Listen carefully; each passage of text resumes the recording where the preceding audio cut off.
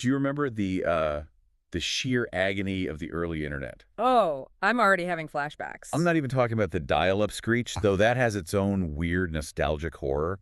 I mean, the specific pain of trying to watch a video, Right, you'd click play and then just stare at the screen. stare at the spinning wheel of death, you go make a sandwich, come back, and maybe you'd have 30 seconds buffered. And let's be honest, even when it played, it looked like a mess of pixelated mush. You were just watching colorful squares move around. Exactly.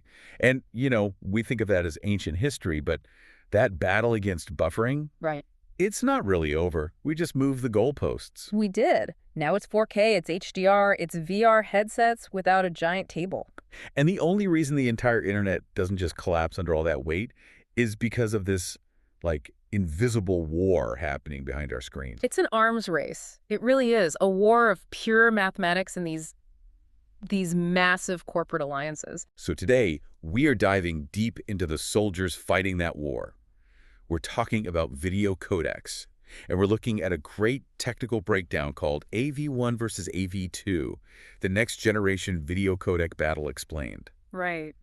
Our mission is to figure out how these invisible algorithms work, why giants like Google, Netflix, and Apple are all suddenly holding hands to build them, and what this new AV2 thing is going to do for your phone's battery life, and maybe even the future of the metaverse. It sounds dry, I know codecs, but this is literally the plumbing that holds the modern internet together. Without it, we're back to just text and images. Okay, well, let's start right there. Codec. It's a word we see in the error messages, right? Missing codec. But if we strip away the jargon, what is physically happening? So at its most basic level, a codec is a translator. It actually stands for coder-decoder. Coder-decoder. Yeah. And its whole job is to solve a really big physics problem. Raw video is it's way too big for the internet. How big are we talking? Like, if I shot a 4K video on my phone right now and just sent you the raw file, it would be completely unmanageable. Think about it. A 4K video is 60 pictures every single second. Each picture has over 8 million pixels of color data.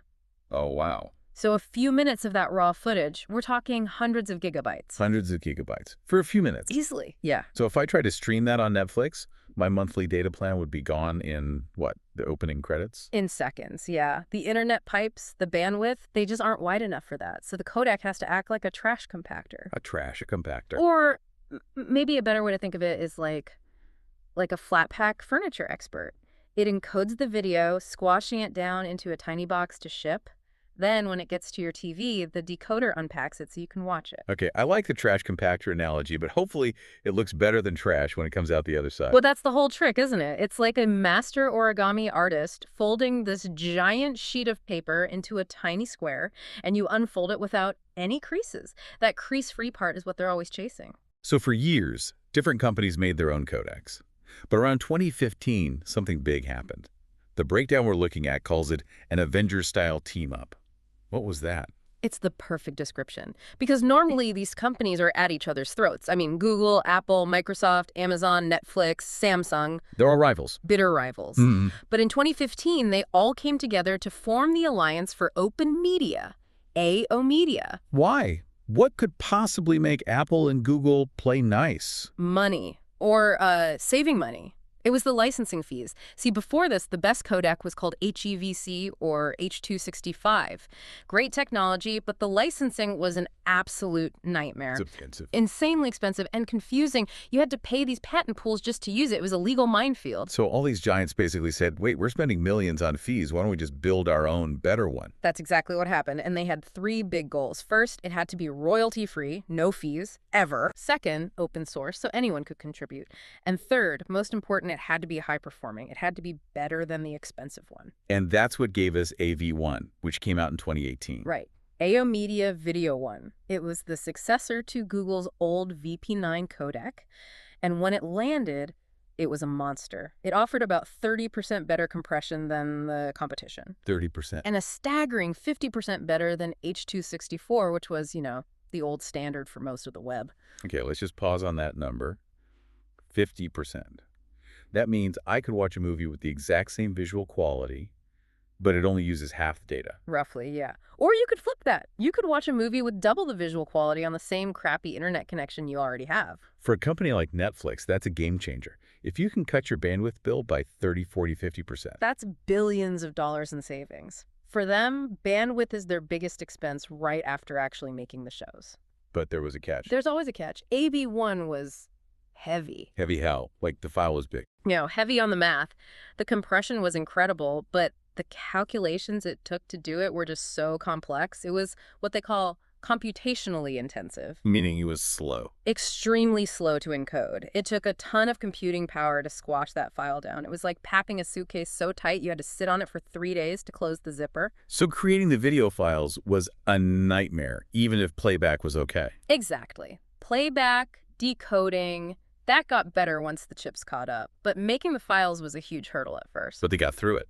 By now, 2024, AV1 is pretty much everywhere. YouTube, Netflix. It's the new standard. But the tech world never sleeps. And just as we're getting used to AV1, there's a challenger. Enter AV2. Here we go again. So development on AV2 started back in 2020. What's the goal here? Is this just like a minor update, a little polish? No, this is definitely a leap. The Alliance looked at AV1 and basically said, great job, now do it again, but better. The target for AV2 is another 30 to 40% improvement over AV1. Wait, another 40% on top of the 50% we already got? We're getting to the point where the file's just going to disappear. How do you squeeze that much more out of it? You have to get a lot smarter about how you look at the picture. You have to change the fundamental building blocks. And in AV2's case, I mean that literally, we need to talk about the super block. The super block? I love that. It sounds like a Mario power-up. In a way, it is. All video compression works by breaking an image into squares or blocks, and the codec analyzes each one. In AV1, the biggest block it could use was 128 by 128 pixels. Okay. AV2 doubles that. It introduces super blocks of 256 by 256 pixels. Why is bigger better? I would have thought smaller blocks would give you more detail. They do, for detail. Smaller blocks are great for, say, the strands of hair on an actor's head, but what about a shot of a clear blue sky? Right, it's all one color. Exactly, or a dark wall in a horror film. It's this huge area where all the pixels are basically the same. If you use small blocks, you have to write down blue square, blue square, blue square 1,000 times. That's a lot of data. But with a super block. You can just say big blue square, done. You describe a massive chunk of the screen with a tiny bit of code. So it's about efficiency. And it's smart. AV2 uses what's called recursive partitioning. It looks at the image and says, okay, use the giant super block for the sky, but then shatter that block down into tiny little pieces for the actor's eyes. It adapts the block size to the complexity. So it's essentially creating a custom map of the image with big simple blocks and tiny complex ones. Precisely. But what about when things move? That's where my stream always falls apart. Action scenes, sports. It just turns into a mess of blocks. That is the hardest problem in compression. Motion. And this is where AV2 pulls out its secret weapon. Prediction tech. Specifically, something called temporal interpolation prediction. TIP. TIP. So video is just a series of still images, right? Frame B usually looks a lot like frame A. Old codecs would look at the past frame and say, okay, that car moved 2 inches to the left. Simple enough. AV2 takes this to a whole other level. It doesn't just look at one past frame. It can reference up to 7 of them. 7. And interpolation means it looks at the trajectory. It sees the car moved here, then here, then here. And it mathematically predicts where the pixels should be in the next frame. It's predicting the future. In a mathematical sense, yes. It generates a guess of the next frame, and then it only has to save the difference between its guess and what actually happened. If the guess is really good, it saves almost 0 data for that movement. That is wild. It's like it's watching the movie with you and guessing what's next so it doesn't have to download it. It's a great way to think about it. And because it understands the motion, the physics, it handles those fast-moving scenes so much better, the image stays sharp. Okay, speaking of sharp, the breakdown also mentions some cleanup tools, guided detail filter, and cross-component sample offset. That sounds like pure jargon. It is, but the idea is simple. Think of them as the automatic cleaning crew. When you compress video that much, you get ugly side effects, like that fuzz or noise you see in dark scenes. Yeah, or when a sunset looks like colored stripes instead of a smooth gradient. That's called banding, exactly.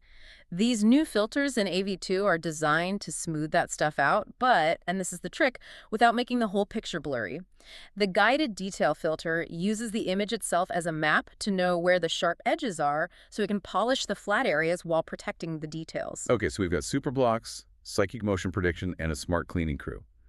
When you add all that up, what's the bottom line? What do the numbers look like? The early tests are looking really good. We're seeing about a 30% bitrate reduction compared to AV1 for the same visual quality. Another 30%. But if you compare it all the way back to HEVC, that older, expensive standard AV2 is offering roughly 50% to 60% total savings. 50 to 60%. Let's make that real for people. If I'm trying to stream a 4K movie on the old tech that might need, what, 25 megabits per second?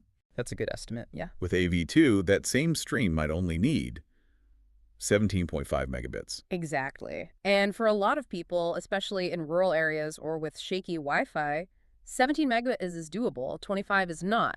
That's the difference between watching the movie and watching that spinning wheel. It democratizes high-quality video. It really does. And for the tech folks, AV2 also offers direct HLS output, which is the standard protocol for streaming. That just makes it much easier for companies to plug it into their existing systems. But I have to ask about the hardware. You said AV1 was a beast to run at first. Is AV2 just going to melt my phone? That is the big question, and the Alliance is very aware of it. Their stated goal with AV2 is to keep the hardware complexity to less than double that of AV1. Less than 2x. What does that mean in the real world? It means it's definitely more complex, but it's within a range that modern chip designers, the people at Apple, Qualcomm, Intel, can handle. They can build dedicated circuits right on the chip to do this math efficiently. They're designing the codec to be hardware-friendly from day one. So we have the tech. It sounds incredible. But let's pivot to the so what. Why should the average person really care about this invisible math? Well, let's start with content creators. YouTubers, streamers. For them, it's huge. Smaller file sizes mean faster uploads. If you're a journalist uploading footage from the field, that's a massive time saver. And storage costs, right? If I'm archiving terabytes of video, cutting that in half saves me real money. Absolutely. But I think the biggest impact is on you, the end user. And not just for movies. Think about your battery life. Oh, that's one I didn't think of. How does a codec save my battery? It all comes down to work. Your phone's processor has to do math to decode the video. If the codec isn't efficient, that processor has to run at full tilt, and when it runs hard, it gets hot. I know that feeling. The phone starts burning a hole in your pocket. And that heat is just wasted energy from your battery.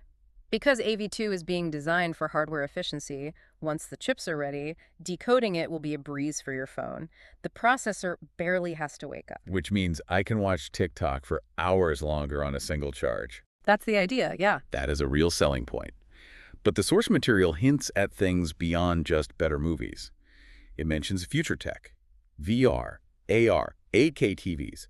Is AV2 the key to unlocking that stuff? It is essential infrastructure. I mean, we keep hearing about 8K TVs, but 8K is 4 times the data of 4K.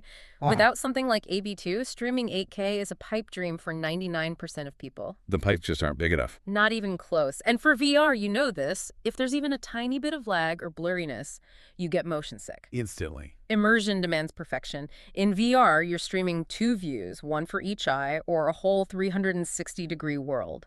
The bandwidth required is enormous. AV2 is built to handle that kind of data load much more efficiently. The source even mentioned holographic meetings, which, I mean, that sounds like Star Wars. It's closer than you'd think. We're moving from Zoom grids to spatial computing, where it feels like you're sitting across a table from someone. That needs to transmit depth data, textures, lighting, all in real time.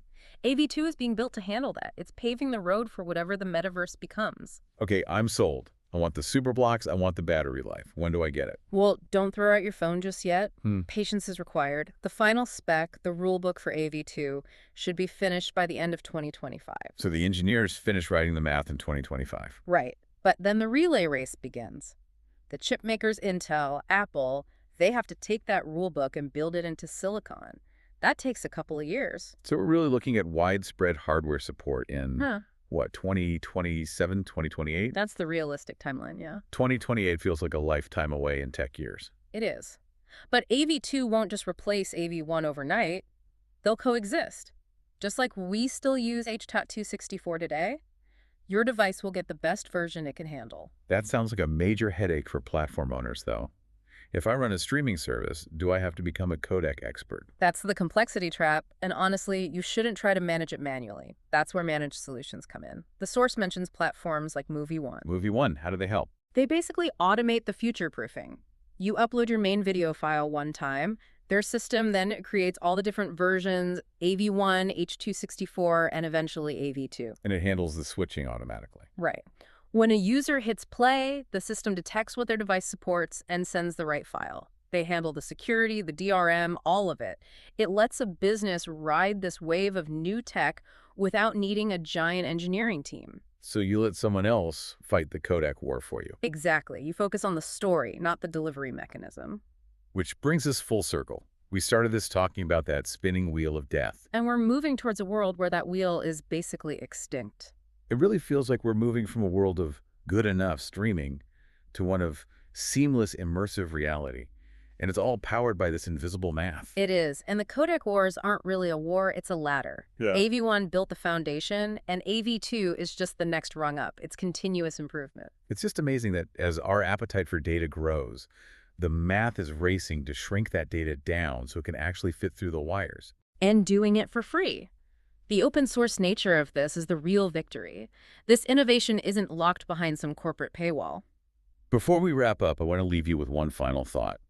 We've talked about compression getting better and better, but at the same time, AI is starting to generate video from nothing. Right, with tools like Sora. So if codecs like AV2 can compress video so much that it takes almost no data to transmit the instructions for a scene, and an AI can then generate that scene in real time on your device, are we heading to a point where the line between a video stream and a real-time virtual simulation just dissolves? That is a profound question. People talk about neural codecs, where the decoder is basically an AI imagining the video from a few prompts. If that happens, then yeah, video stops being a recording of the past and starts being a live construction of reality. You're not watching a file, you're watching a simulation. It's mind-bending stuff.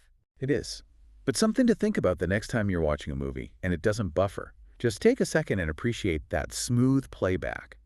There is a lot of hard work and a lot of very clever math happening behind that screen. The invisible miracle of the modern age. That's it for this deep dive. Thanks for listening. See you next time.